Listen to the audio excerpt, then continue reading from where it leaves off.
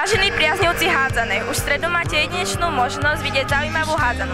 V 8. finále slovenského pohára sa stretne domáce družstvo HC Tatran Stupava proti Štart Nové Zámky, ktoré sú momentálne v Extralíge na 5. mieste. Víťaz tohto zápasu postupuje do štvrťfinále slovenského pohára medzi 8 najlepších družstiev.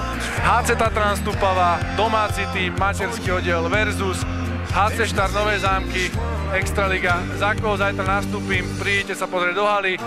Tešíme sa na burlivé hádzanárske prostredie, ste pozvaní všetci. Príďte sa prejaviť, príďte pozbudiť svoj tým a nezabudnite zelenú. What if I lose it all? Oh sister, I will help you out. Oh, if the sky